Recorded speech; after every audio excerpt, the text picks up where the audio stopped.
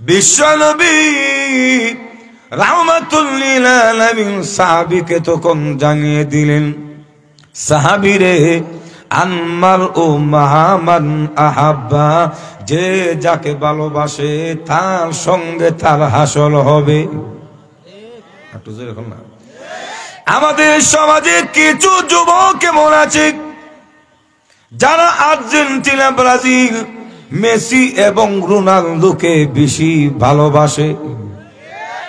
যখন আছে না নাই, মেসির জন্য জীবন দেয়, আর্জেন্টিনার জন্য জীবন দেয়, এমন যুবক বাংলাদেশে আছে না নাই? তাহলে লক্ষ্য করে দেখুন, আল্লাহর নবী যে ঘোষণা দিয়েছেন, যে যাকে ভালোবাসে তার সঙ্গে তার হাসল হবে। মেসিকে যে বেশি ভালোবাসে, মেসির সঙ্গে ওই যুবকের হাসল হবে। একটু জোরে এখন না। মেসি কি তা বেহেশতের টিকিট ফাইলেছে? একটু জোরে এখন না। মেসির ঠিকানা কই? ইমানই নাই, মজুর এখন ঠিকানা। আল্লাহর নবী সাহাবীকে জানিয়ে দিলেন, হে সাহাবী, তুমি যেহেতু আমাকে বেশি ভালোবাসো, আমি রাসূল তোমাকে জানিয়ে দিলাম, কিয়ামতের কঠিন ময়দানে আমার সঙ্গে তোমার হাসল হবে। নবীর সাথে যদি হাসল হয়, ভাগ্য ভালো না খারাপ? একটু জোরে বল না। এমনি ভাবে আরেক সাহাবী এসে বললেন, ইয়া রাসূলুল্লাহ, ওগো নবীজি, আমার জীবনে তেমন কোন আমল নাই, কিন্তু আপনাকে এত বেশি ভালোবাসি গো আল্লাহর নবী, আপনাকে যদি না দেখি আমার ভালো লাগে না, শান্তি লাগে না। এই জন্য আপনার নূরানি চেহারাটা দেখার জন্য যখন মনে চায় তখন দৌড়ায় আসি। এটাই পৃথিবীর চরম বাস্তবতা। শিফাউল কুলুব লিকাউল মাহবুব, চিত্তের ঔষধ প্রেমাস্পদের সাক্ষাৎ। অর্থাৎ যে যাকে ভালোবাসে তার চেহারাটা না দেখলে ভালো লাগে না।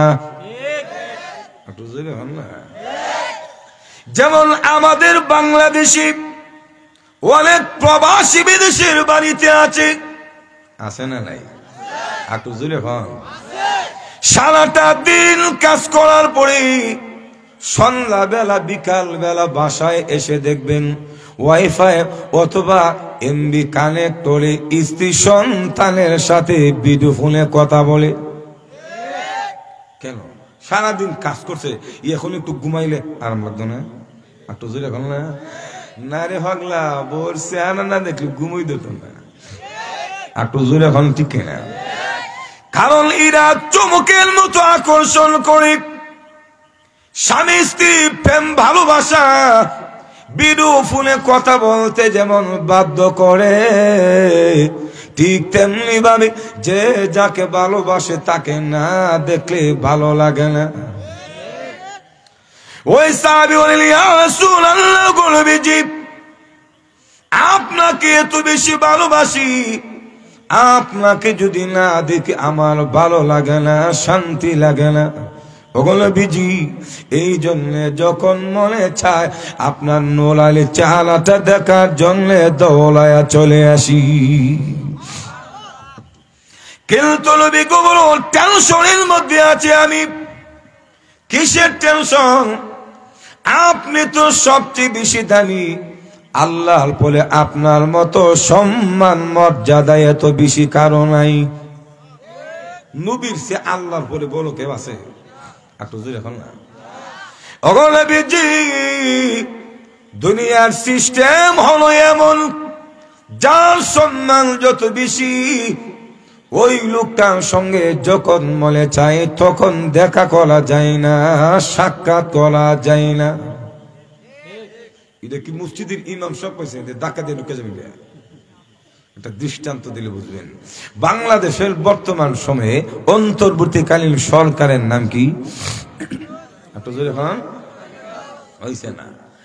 ডক্টর মোহাম্মদ ইউনূস সাহেব, সাহেবটা লাগাইবেন, কারণ বাংলাদেশের সাহেব সম্মানের জন্য ব্যবহৃত হয়। যেরকম ঠিক না? তাহলে আপনি বলুন, এই বিশ্বম্ভরপুরের কোন মানুষ যদি ডক্টর ইউনূস সাহেবকে দেখার জন্য ইচ্ছে করে, যখন মনে চায় তখন দেখতে পাবে কিনা? সুবহানাল্লাহ। ফর্ম ফিল আপ করতে করতে 3 মাসে একটু যেরকম ঠিক না? এরপরও যদি অনুমতি দেই, কোন দল করেন? আওয়ামী লীগ করেন না বিএনপি করেন নাকি জাতীয় পার্টি করেন? মার নাম কি, বাবার নাম কি, কোন বংশের, কেন আসবেন? অনুমতি দিলে গেটের সামনে গেল কত পরীক্ষা নিরীক্ষা, কম্পিউটার দ্বারা, এমনকি বিদেশি কুকুর দ্বারা চেক দিতে পারে। গ্রাম শুকাইব, ওই সুতার ভিতরে কোনো বিষাক্ত জিনিস আছে, বুঝলি? এখন ঠিক না? এরপরে যদি অনুমতি দেয়, আপনার মতো হবে না। আপনি যদি বলেন, স্যার সুনামগঞ্জ থেকে এসেছি, একটু সকাল সকাল সাক্ষাৎ দেন, স্যার বলবে হবে না, রাত্রের 11টার ফলে আয়ো। বুঝলি? এখন ঠিক না?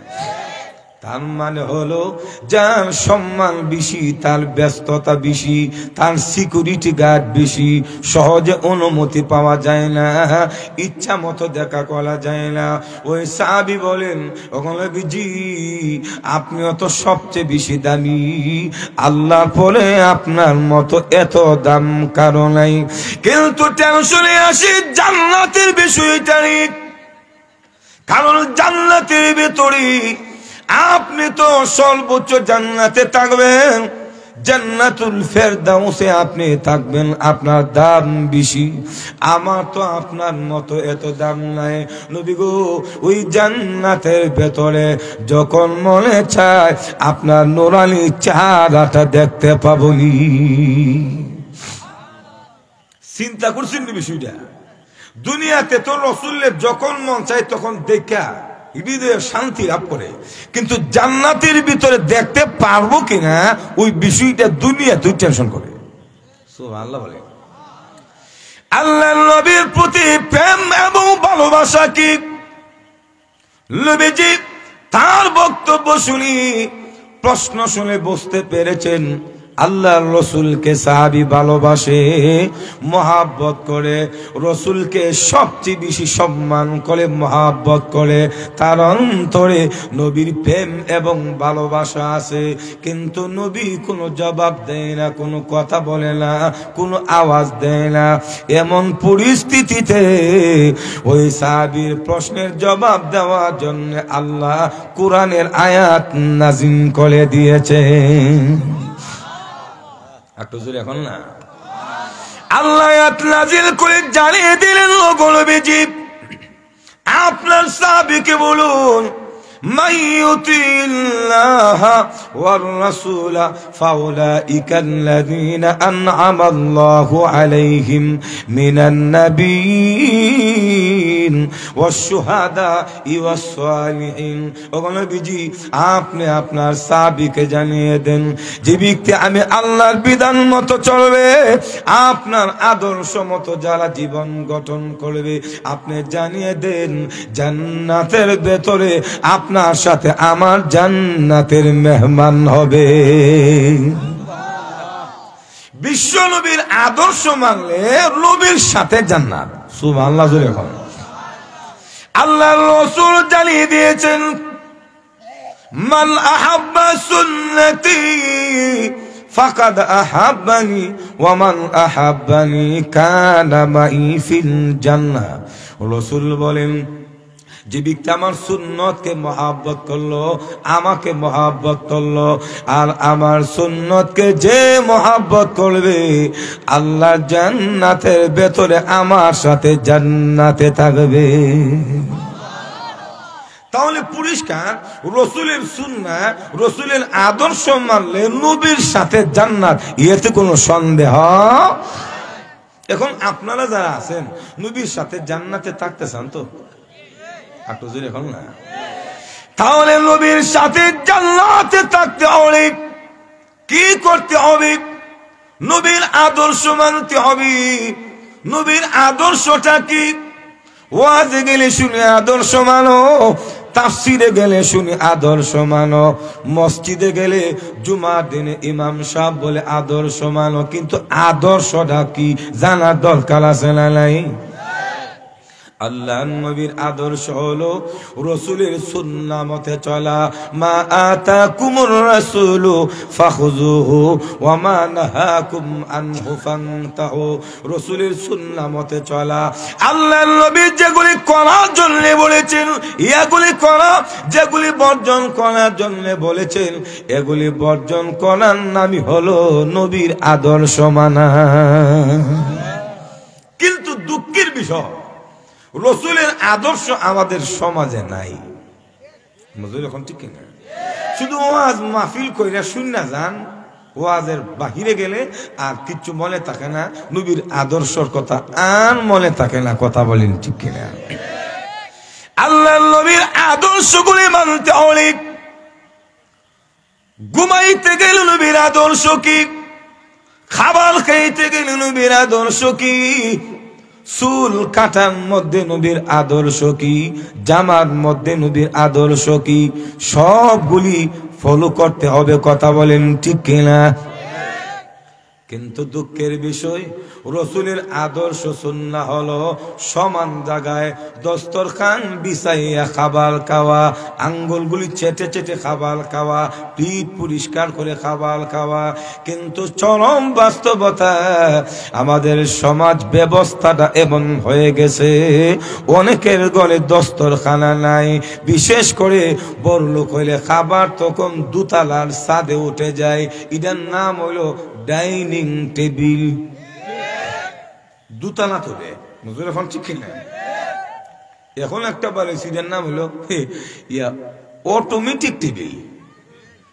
সিলেটিক জায়গায় গেছিলাম ওয়াজ করতাম, তো যাওয়ার পরে আমার খাবার দিছে ডাইনিং টেবিলে। ডাইনিং টেবিলের মধ্যে আবার একটা গুল চাকার মতো আছে, আমি ঘুরে হুজুর ৮০,০০০ টাকা দিয়ে বানাইছি, এটার নাম হলো অটোমেটিক টেবিল। বুঝলে এখন ঠিক না? তাহলে অটোমেটিক্যাল ডাইনিং টেবিল নবীর সুন্নাত নয়, এটা খ্রিস্টানদের আদর্শ। কথা বলেন ঠিক কিনা? খ্রিস্টানদের আদর্শ আজকে মুসলিম সমাজে ঢুকে গেছে। ডাইনিং টেবিল না দিলে তাকে সামাজিক মনে করে না। মজুরি এখন না কথা বলো, এটা জ্ঞান না, আদর্শ বুঝে সামাজিকতা বোঝে না। এটার নাম সামাজিকতা, এটা তো খ্রিস্টানদের সাথে সাদৃশ্য হয়। এজন্য উলামায়ে কেরাম কেউ কেউ ফতোয়া দিয়েছেন ডাইনিং টেবিলে খাবার খাওয়া মাকরুহে তাহরিমি। কিন্তু এটা খুব ভালো লাগে, আমরা রুচির মধ্যে বিলাই মুখ মারছি একটু জোরে এখন ঠিক না? এই জন্য ডাইনিং টেবিল বালা, সমান জায়গা বালা না। মজুরি এখন ঠিক না? আঙ্গুল বলে চেটে চেটে খাবার খাওয়া নবীর আদর্শ, প্লেট পরিষ্কার করে খাওয়া নবীর আদর্শ। কিন্তু বিয়া শাদীর অনুষ্ঠানে অর্ধেক খায় আর অর্ধেক ফালাই। আলু কানা বেড়ে বদলু, মজুরি এখন ঠিক না? কিন্তু বাড়িতে সকালবেলা ডাল আর আলুর ভর্তা ছাড়া ফিলি ডাল কিচ্ছু উঠে না। একটু জোরে এখন না? আল্লাহর নবীর প্রতিটি সুন্নতের মধ্যে হিকমত আছে। আল্লাহর নবী কেন আঙ্গুল চেটে খাওয়ার কথা বলেছেন? স্বাস্থ্য বিজ্ঞানীরা গবেষণা করে বলেন মুহাম্মদ আঙ্গুল চেটে খাওয়ার কথা কেন বললেন? এরা গবেষণা করে দেখেছে আঙ্গুল চেটে খাওয়ার পরে এবং পিঠের অবশিষ্ট খাবার চেটে চেটে খাইলে মানুষের ওজন শক্তি বেড়ে যায়। ওজন শক্তি বাড়লে এটা স্বাস্থ্যের লাভ না লস? কিছু মানুষের ওজন শক্তি খারাপ, পেটের ভিতরে গিয়ে গন্ডগোল ইঞ্জিন চালাই দেয়, তখন বাথরুমে আর যা মজুরি হল ঠিক কিনা? তাহলে খাবারে নবীর সুন্নত নাই, আদর্শ নাই, ঘুমাইতে গেল নাই, মজুরি হল ঠিক কিনা? আল্লাহর নবীর সুন্নাত, নবীর আদর্শ হলো ডান করতে ডান হাত এমন ভাবে গালের নিচে রেখে বাঁকা হয়ে মিমের মতো মুহাম্মদ, এটা হলো নবীর ঘুমানোর সুন্নত। কিন্তু আমরা সাবরা তো কুলবালি সালা ঘুমাই ধরে না, কাঁটাল্লা লয়ে ঘুমাইতে মজুর এখন ঠিক না। আবার কেউ কেউ তো ঘুমা শীতল মাসের মতো একটু জোরে এখন। তাহলে খাবারে সুন্নত নাই, ঘুমাইতে সুন্নত নাই, জোরে এখন ঠিক না। মাথার চুল কাটাতে নাই, চুল কাটার মডেল হলো নবীর আদর্শ হলো সমান সমান করে চুল রাখা অথবা লুম্মা জুম্মা উফরা বাবির রাখা। এখন আমাদের যুব সমাজ এমন হয়েছে চুল কাটতে গিয়া হয়তো মেসি কাটিং অথবা বাংলালিং কাটিং গে চুল কাটে। আরে রুচি রুচির মধ্যে বিলাই মুতে দিছে ঠিক সত্য এটা। মুহাম্মদুর রাসূলুল্লাহ আদর্শ যদি ভালো না লাগে তোমার ইমানে ক্যান্সার ধরেছে, কথা বলে ঠিক কিনা? তুমি প্রকৃত মুমিন না, ইমানে ক্যান্সার আছে। এমন ভাবে চুল কাটে, সামনে দেখে চুল লম্বা, পেছন দিক দিয়ে চুল, আবার দেখবেন তো চতুর্দিকে চামড়া দেখা যায়, আর উপরে এমন ভাবে গোড়াই নিয়ে তৈরি দেয়, বোঝা যায় আফ্রিকার জঙ্গলের মাথা তৈরি দিচ্ছে একটু জোরে এখন ঠিক কিনা? তাহলে চুলেতে নবীর আদর্শ নাই, তুতির নিচে নাই, ঠিক কিনা? তুতির নিচে হুজুর, তুতির নিচে আদর্শ কি গো? এটা হলো দাড়ি রাখা। আজকে আমাদের যুব সমাজ অনেকে দাড়ি রাখে না হুজুর, দাড়ি রাখে বুড়া বুড়া বাপ দেখা যায়, সহজে বিয়ে করতে পারতাম না। আমি বলি আরে পাগলা, আজকের পৃথিবীতে অভিভাবকরা নামাজি আর পাঞ্জাবি দ্বারা দাড়িওয়ালা জামাই খুঁজে সহজে পাই না। দাড়িওয়ালা মেয়ে ছেলের কাছে যে মেয়েরা বিয়ে বসেছে তারাই বেশিরভাগ শান্তিতে নিরাপদে আছে। কিন্তু আমরা যুবক বিয়ে বিয়ে করতে বিয়ে আমরা কি তা রোজা রাখি, আমরা কিতা বিয়ে হয়েছে না, এখনো যদি নিয়ত করি 2-3টা কলন যাইব মজুর এখন ঠিক কিনা? আর দাড়ি এটা তুলে বীরত্বের লক্ষণ। বনের রাজার নাম কি? সিংহ দাঁড়িয়ে আসেনি একটু জোরে এখন না?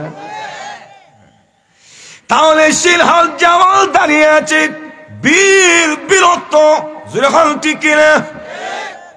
ঠিক তেমনি ভাবি যে যুবকের তুতির নিচে দাঁড়িয়ে আছে এরাও সমাজের বীর, যাদের মুখে দাড়ি নাই এরা বীর নয়, টাইগার নয়, তারা হলো বিড়াল। না এই যে নবীর আদর্শটা এটা যারা কাটেন কত বড় গুনাহ বলবো? 24 ঘন্টায় কবিরা গুনাহ, নাউজুবিল্লাহ। জুড়ে হয় মদকুর জেনাকুরের চেয়ে বড় অপরাধী বলে উজুরি দেওয়ার কেন বলবো? চোর 24 ঘন্টা চুরি করে না, নাকি তা সারা দিনটা চুরি করে, কিছু সময় করে আগে ঘুমাইতে বুঝে এখন ঠিক কিনা? নেশাখোর ডাইলের নামে যারা ফেঞ্চি খায় 24 ঘন্টায় তারা মদ খায় না, যখন ঠিক কিনা? তাহলে যতক্ষণ নেশা করলো ততক্ষণ গুনাহ হলো, যতক্ষণ চুরি করলো ততক্ষণ গুনাহ হলো।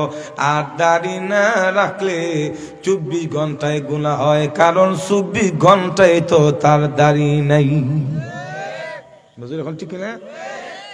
অপরাধীরা ঘুমায়া গুনাহ করে না, কিন্তু দাড়ি যাদের নাই ঘুমায়ও কবিরা গুনাহ হয়।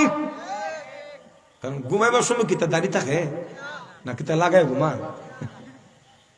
জাগ্রত থাকলে যেমন দাড়ি নাই, ঘুমাইলো দাড়ি নাই। তাহলে বোঝা গেল পৃথিবীর কোন অপরাধীরা ঘুমায় অপরাধ করে না, গুনাহ করে না, কিন্তু যাদের তুতার নিচে দাড়ি নাই এরা ঘুমায় গুনাহ করে বাঁচতে পারে না। এখন ঠিক না?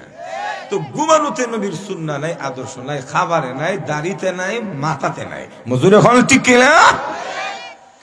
আজকে সমাজ এমন অন্ধকারের দিকে চলে গেছে, স্মার্ট স্মার্ট মনে হয়, মজুর এখন ঠিক কিনা? বুঝি পাগল থামাই দেন পাগল।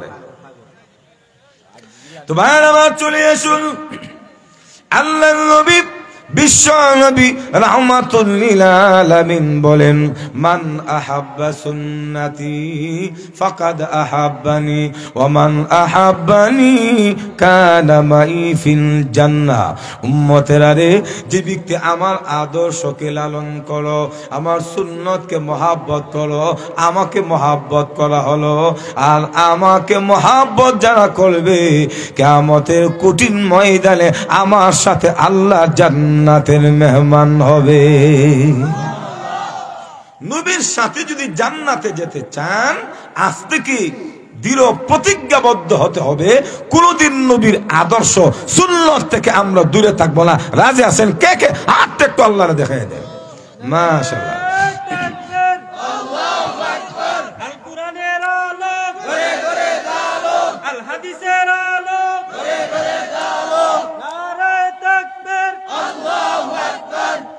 তো ভাইয়ের আমার, চলে আসুন। বলছিলাম, একটা মানুষকে তখন অনুসরণ করে যখন তার মধ্যে গুণ থাকে এবং তার প্রতি মহাব্বত এবং ভালোবাসা থাকে, যখন ঠিক কিনা, তাহলে গুণগুলি কি? যে গুণের কারণে একজন আরেকজনকে অনুসরণ করে, ওই গুণগুলির মধ্যে প্রথম নাম্বার গুণ হলো সৌন্দর্য। কারণ সুন্দরকে সবাই ভালোবাসে, সুন্দরকে কাছে টানে, সুন্দরের সাথে আত্মীয়তা করতে জানে। সুখ দিয়ে দেখে না কানা বেড়া, এর ফলে দেখুন তো বিয়া করার আগে শর্ত করলে সুন্দর বউ ছাড়া বিয়া করতো না। এ যে সুখ দিয়ে দেখে না, রাত আর দিন তার কাছে যেমন সমান, সুন্দর আর কালো তো তার কাছে সমান। এর হল রোজা রাখতে দেবে, বিয়ে করতো না। মজুরি এখন ঠিক কিনা? তাহলে আসুন, সুন্দরের কারণে কাউকে যদি মানতে হয়, কারো আদর্শ যদি গ্রহণ করতে হয়, তামাম পৃথিবীতে চোখ বন্ধ করে আল্লাহ নবীর আদর্শকে মানতে হবে। কারণ রসুলের মতো সুন্দর পৃথিবীতে কেউ একটু জোরে এখন আছে? আমাদের নবী কেমন সুন্দর ছিলেন! উম্মাহাতুল মুমিনিন আম্মা জান আয়েশা সিদ্দিকা বলেন, পৃথিবীর মানুষেরা রে, আমার স্বামী কেমন সুন্দর ছিল। লানা শামসুন ওয়ালিল আফাকে শামসুন ওয়া শামসি আফদালু মিন শামসিস সামাই ফা ইন্না শামসা তাতলু বাদাল ফাজরি ওয়া শামসি তাতলু বাদাল ইশাই। সুবহানাল্লাহ। যখন আম্মা জান আয়েশা সিদ্দিকা বলেন, দুনিয়ার একটা সূর্য আছে, আমার একটা সূর্য আছে, আর আমার সূর্য দুনিয়ার সূর্যের সে দামি, শ্রেষ্ঠ। সুবহানাল্লাহ। যখন কারণ আমার সূর্য রাত্রিতে উদয় হয়, দুনিয়ার সূর্য দিনের বেলা উদয় হয়। তাহলে বলুন, রাত্রের বেলা যে সূর্য উদয় হয়, এই সূর্যটাকে, এটা দুনিয়ার আকাশের কোন সূর্য নয়, ওই সূর্য হলো আমার আপনার নবী রাহমাতুল লিল আলামিন। একটু জোরে বলুন না সুবহানাল্লাহ। আমাদের নবী কেমন সুন্দর ছিলেন, কোন বর্ণনায় পাওয়া যায়। আম্মা জান আয়েশা বলেন, হে পৃথিবীর মানুষ, আমাবস্যার রজনীতে, অন্ধকার রাত্রিতে রসুল যখন আমার ঘরে ঢুকতো, ল্যাম্পের আলো লাগতো না, কেরোসিনের বাতি লাগতো না, হারিকেন লাগতো না। আল্লাহ নবীর সুন্দরের কারণে আমার ঘরটা এমন আলোকিত হতো, রসুলের সুন্দরের সামনে আমি আয়েশা ইচ্ছে করলে সুয়ের ছিদ্র দিয়া সুতা ঢুকানো সম্ভব হতো। এখন আপনারা বলেন, পৃথিবীতে যত সুন্দর পুরুষ আর মহিলা থাকুক না কেন, এদের সামনে রুমের ভিতরে ঢুকে যদি লাইট অফ করে দেন, সুয়ের ছিদ্র দেখা যাবে তো? একটু জোরে এখন। যত সুন্দর হোক না কেন, জো বাইডেন হোক, আমেরিকার ট্রাম্প হোক, বিশ্ব সুন্দরী ঐশ্বরিয়া হোক, এখন একটা বাড়ি সিটার নাম হইল রেশমিকা মান্দানা। মজুর এখন ঠিক কিনা? 257টা রাষ্ট্রের মধ্যে নাকি সবচেয়ে বেশি সুন্দরী রেশমিকা মান্দানা। আমি বলি এই রিপোর্ট আমি বিশ্বাস করি না, কারণ 257টা রাষ্ট্রের মধ্যে হাজারো গুণে সুন্দরী লক্ষ লক্ষ মহিলা আছে যারা আজও পর্যন্ত মিডিয়ার সামনে যায় নাই। একটু জোরে এখন না, এমন সুন্দরী আপনাদের গ্রামে আছে না? রেশমিকা মান্দানা বিশ্ব সুন্দর হয় কিভাবে? এরা তো মিডিয়াতে গেছে না, গেলে সবাই পাশাপাশি রাখলে তখন বোঝা যেত কেলা সুন্দর। অতএব এই রিপোর্ট আমরা মানি না, এটা চরম বল্লামি আর বাউতামি ছাড়া কিচ্ছু না।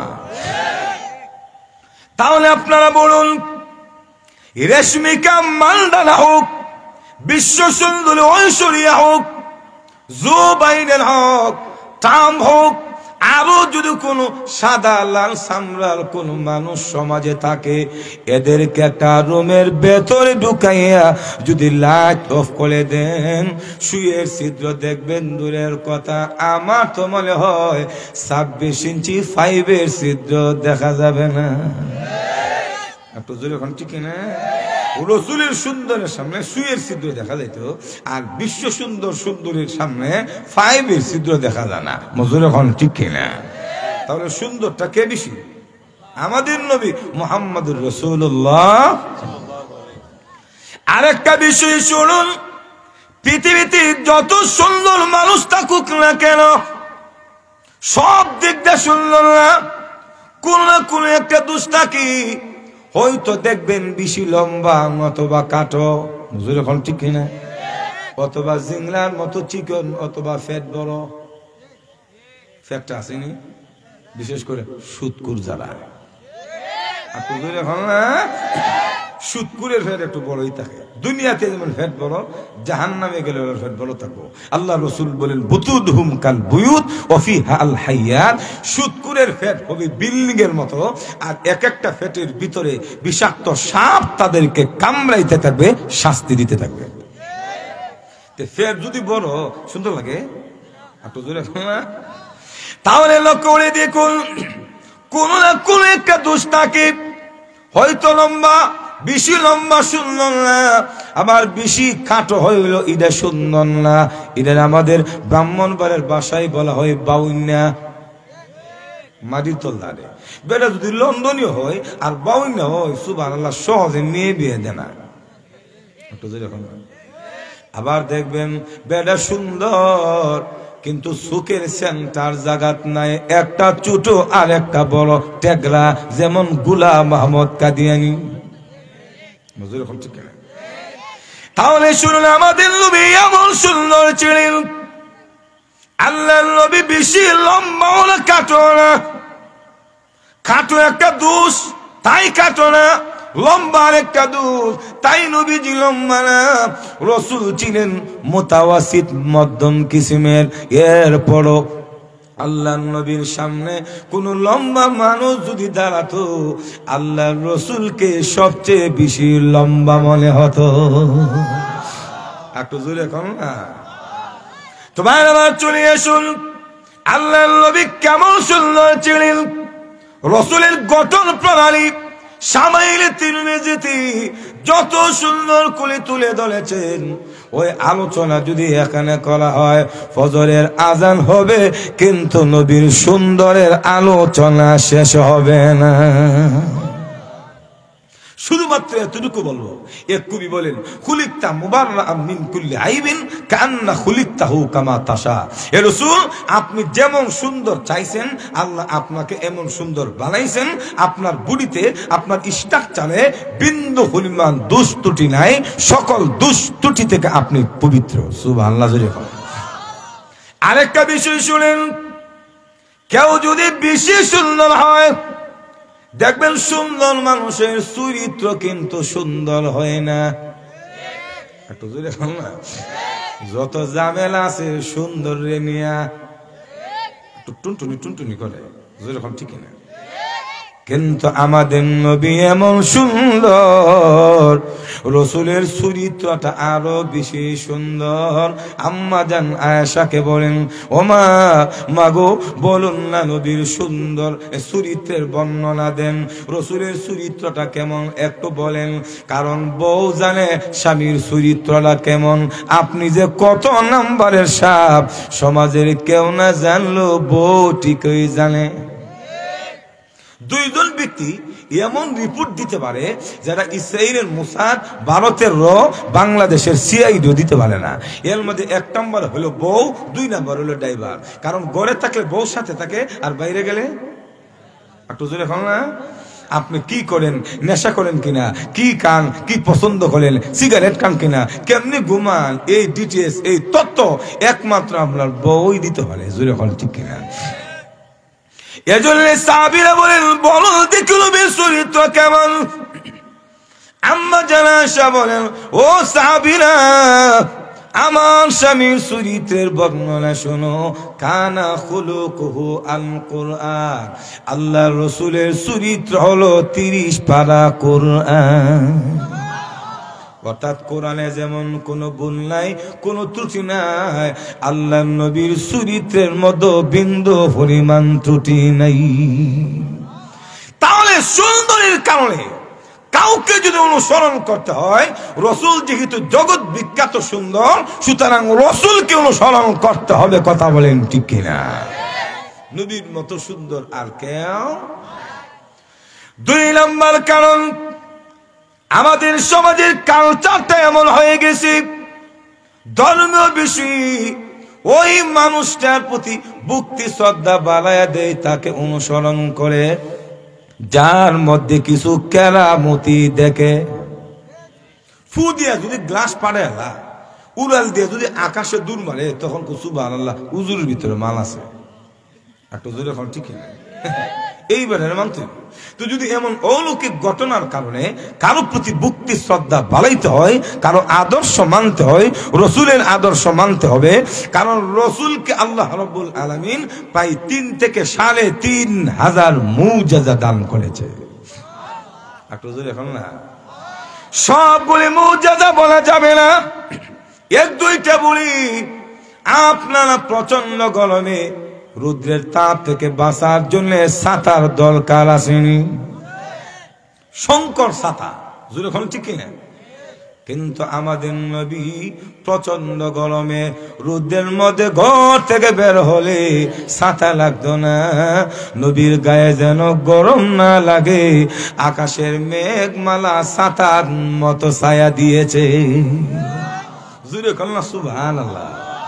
রসুল হাঁটলে মেঘমালা হাঁটতো, রসুল দাঁড়ায় থাকলে মেঘটা ছাতার মতো দাঁড়ায় থাকতো। সুবহানাল্লাহ। আল্লাহ নবীর মুজিজাগুলি আশ্চর্য ধরনের। আমাদের সমাজে দেখবেন কিছু মানুষ এমন আছে যাদের কাছে টাকা আমানত দিলে সহজে পাওয়া যায় না। কিছু সর্দার আছেন, বিধবা মহিলাদের বাতা খায়ালা।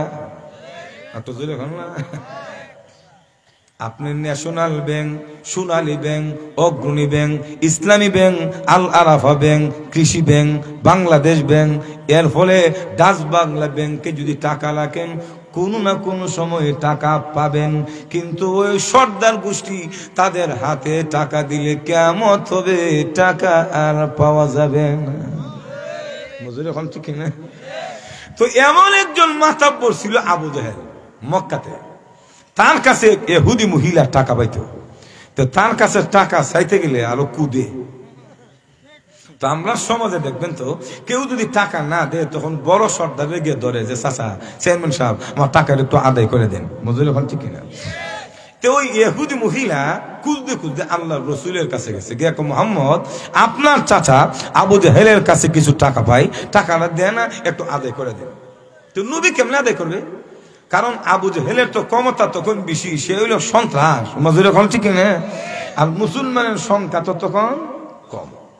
কিন্তু এরপরও আমাদের রসুল তো হচ্ছেন দয়ার নবী, রাহমাতুল লিল। রসুল মানুষের বিপদ দেখলে টান দিয়ে বিপদ থেকে উদ্ধার করতো। আর আমরা নবীর উম্মত ঠিকই, কেউ যদি বিপদে হয় যা তাই দিয়ে আমরা দিই। একটু জোরে। আল্লাহর নবী বলেন সত্যি টাকা পান নাকি? হ্যাঁ মুহাম্মদ টাকা পাই। তাহলে চলেন চাচার বাড়িতে যাই। সুবহানাল্লাহ জোরে খান। রাসূল তখন আবু জাহেলের বাসার সামনে গেল, গিয়া কো চাচা, ও চাচা বাড়িতেও।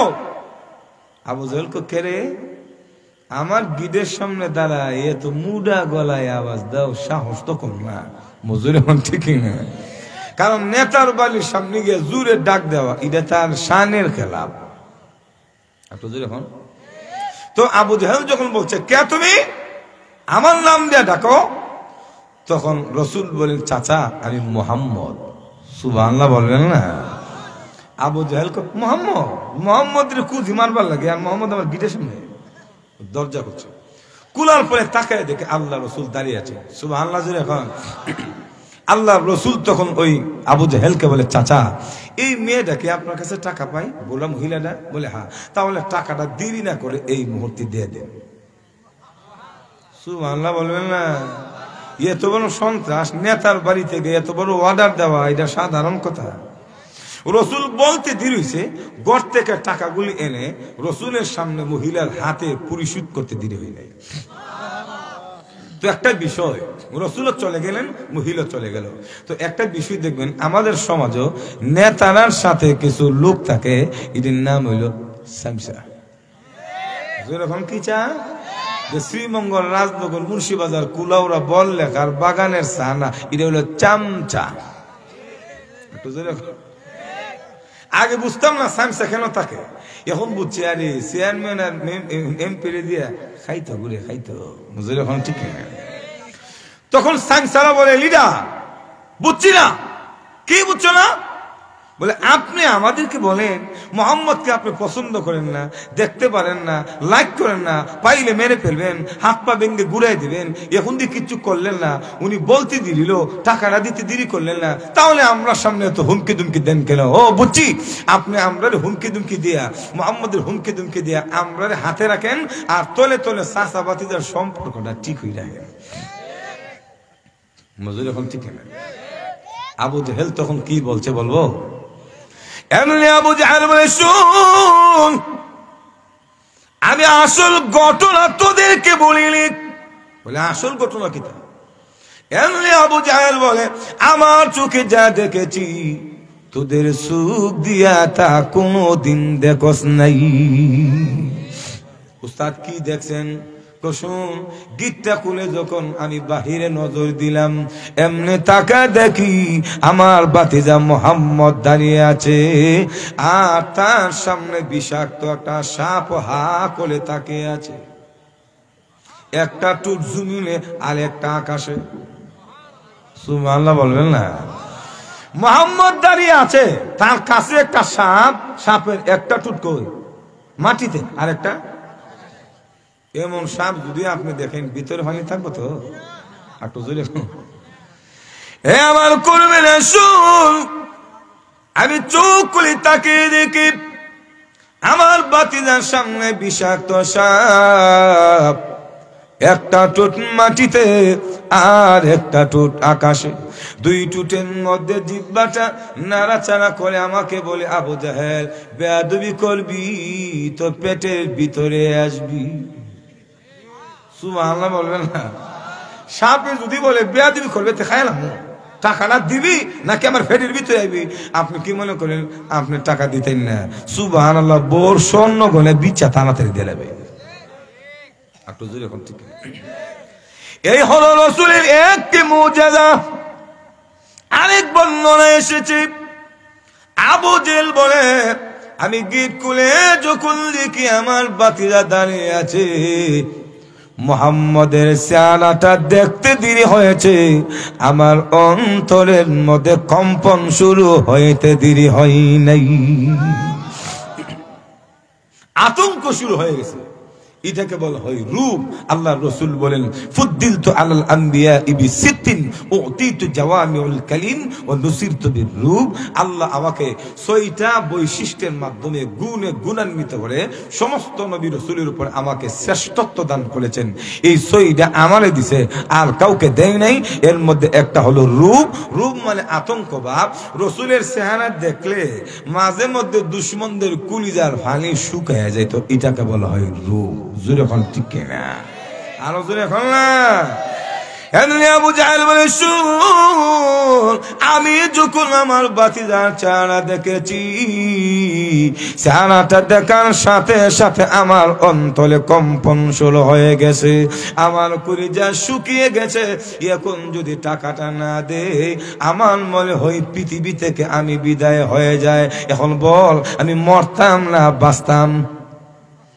কর্মীরা না ওস্তাদ আপনি বাচ্চা থাকেন, আইসব আপনি মরে যাবেন, বাচ্চা থাকেন। মজুর এখন ঠিক কিনা? এটা হলো রসুলের মুজেজা। চেহারা দেখলে অস্ত্র লাগতো না, মেশিন গান লাগতো না, শর্ট গান লাগতো না, চেহারা দেখলে মুইতে দিত। মজুর এখন ঠিক কিনা? আরো জোরে বলেন। আল্লাহ নবী একদিন রাস্তা দিয়ে হেঁটে হেঁটে যান, হঠাৎ করে দেখি একজন সাপুরি, সাপুরি চিনি বাদ্যা, আল্লাহ নবীকে দেখে বলে মান আনতা, তুমি কে, তোমার পরিচয় কি, তোমার নাম কি? নবীজি বলেন এলে সাপুরি, আমার পরিচয়টা আমি দেওয়ার দরকার নাই, তোমার বক্সের ভেতর থেকে সাপ বের করে জিগাও, আমার পরিচয় দেয়া দিবে। বাইক দেখো আপনার মাথা ঠিক আছে, সাপে কথা কো সুবহানাল্লাহ বলুন। আপনার মাথা ঠিক আছে বলুন দেখি, সাপ কেমনে কথা বলবে? আল্লাহ ইচ্ছে করলে সাপের মাধ্যমে রসুলের পরিচয় দেওয়াইতে পারে কিনা? আটু জোরে হ্যাঁ। আল্লাহ নবী বলেন পারে কি পারে না, পরিচয় দিবি কি দিবি না, একটু ট্রাই করে দেখো না। আমার পরিচয়টা সাপের কাছে জিজ্ঞেস করো, পেয়ে যাবে। এমনি সাপুরি মনে মনে করে একটু দিকে ট্রাই করে দেখি কেমন। বক্সের ভেতর থেকে সাপ বের করে যখন জিজ্ঞেস করলে হেরে সাপ এই লোকটাকে তুমি চিনো কিনা, এমনি আল্লাহ সাপের জবান খুলে দিয়েছে। সাপ তখন বলে ও মুহাম্মাদুর রাসূলুল্লাহ।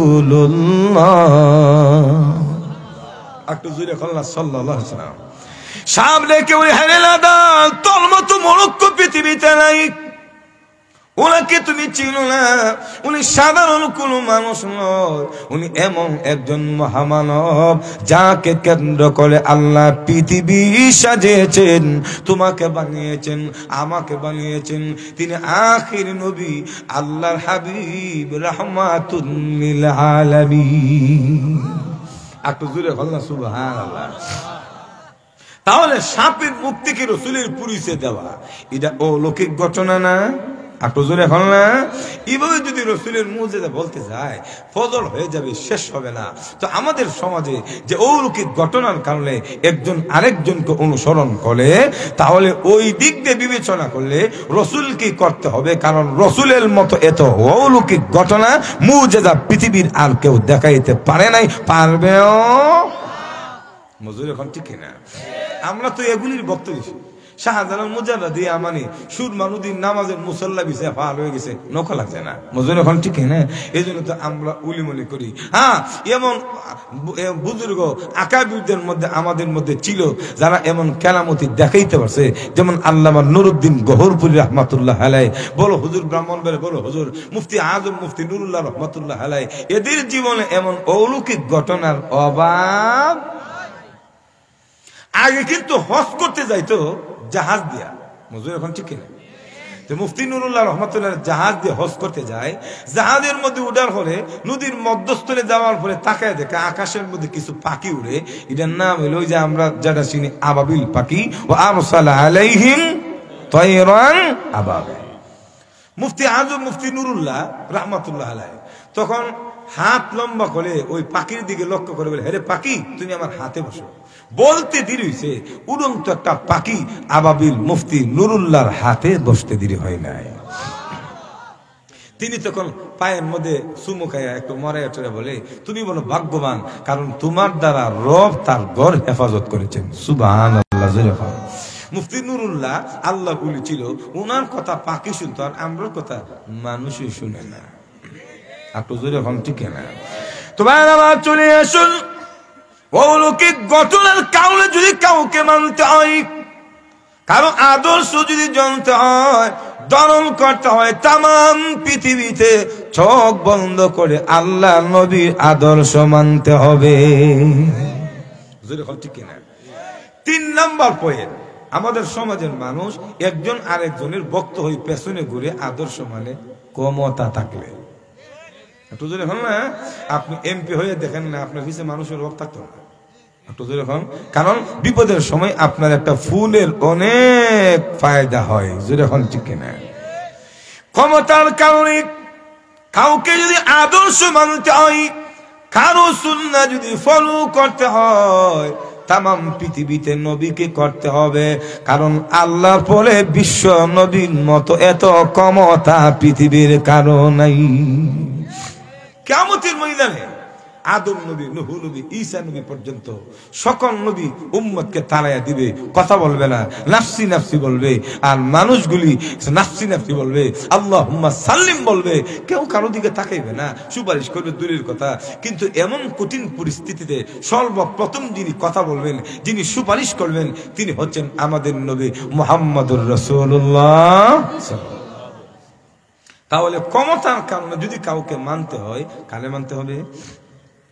এখন না আমাদের নবীরে 4 নাম্বার গুণ আত্মীয়তা। মানুষ আত্মীয়তার কারণে একজন আরেকজনকে অনুসরণ করে কথা বলেন, ঠিক কিনা? নির্বাচনের সময় দেখবেন অনেক মানুষের কথা বলে, ওই উনি আমরা গ্রামের চাচা লাগে, এবারের বুটটা দিলে খারাপ হইল, গ্রামের সুর হইল বালা। মজুর এখন ঠিক না? এই চাচালে বুট দেওয়া লাগে।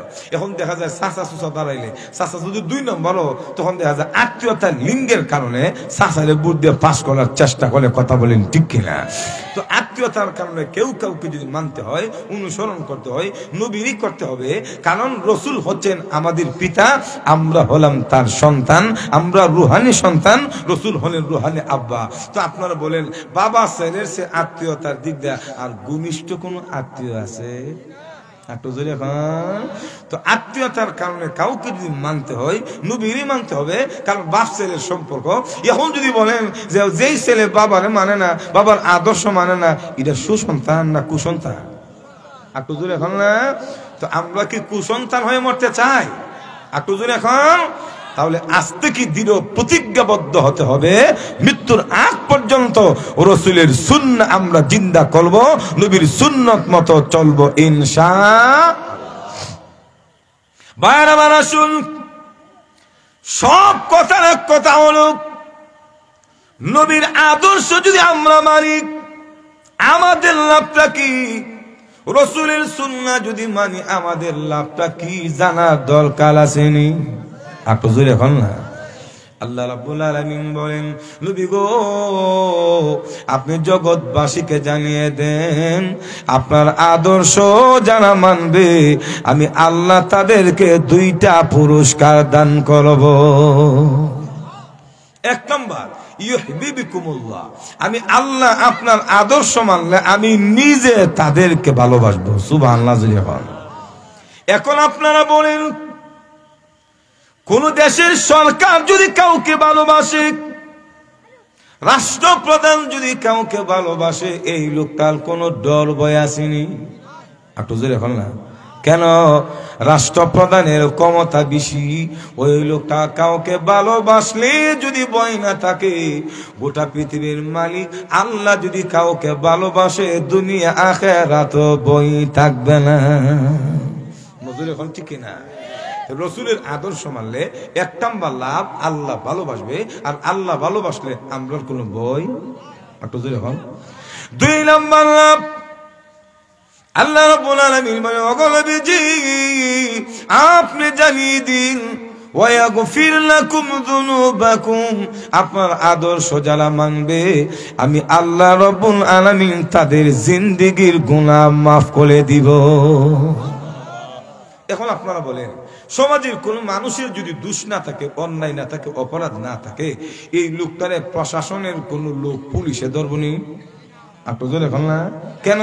দোষ নাই, পুলিশ তাহলে ধরবে না, ধরতে পারে না। তাহলে আপনি আমার গুনাহ যদি না থাকে, আল্লাহ যদি গুনাহ মাফ করে দেয়, মরার পরে জাহান্নামের পুলিশও ধরবে? এখন ঠিক না? তাহলে আল্লাহর ভালোবাসা পাওয়ার জন্য, নিজেদের গুনাহ মুক্তির জন্য, জান্নাত পাওয়ার জন্য জীবনের সর্বক্ষেত্রে আল্লাহ রাসূলের অনুপম আদর্শ মানতে হবে। কথা বলেন ঠিক কিনা? আরো জোরে বলেন ঠিক কিনা? তাহলে বাকি জিন্দেগি রসুলের সুন্নাহ মতো, খাবারে নবীর সুন্নত কি, ঘুমাইতে নবীর সুন্নত কি, এর ফলে পোশাকে নবীর সুন্নত কি, মাথার চুল কাটাতে নবীর সুন্নত কি, এর ফলে দেশ পরিচালনা করার ক্ষেত্রে রসুলের সুন্নত কি, সবগুলি ক্ষেত্রে আমাদেরকে চৌকান্ন হয়ে রসুলের সুন্নতের রঙে আমাদের রঙিন হতে হবে। কথা বলেন ঠিক কিনা? তো ভাইয়ের আমার, এই যে একটা মাহফিল আপনাদেরকে এই এলাকার মানুষ বা যুব সমাজ, মসজিদ কমিটি আপনাদেরকে উপহার দিয়েছে, প্রত্যেক বছর এই মাহফিলটা একাল হোক, আপনারা চান কি চান না? আরো জোরে এখন না? যদি চান মাহফিল কি এমনি হয় নাকি আরো কিছু লাগে? আমার আগে হযরত মাওলানা বশির আহমদ সাহেব দামাত বরকাতুহুম গুরুত্বপূর্ণ কথা বলেছেন, কিছু টাকাও আপনারা দিবেন। এখন আমার করতে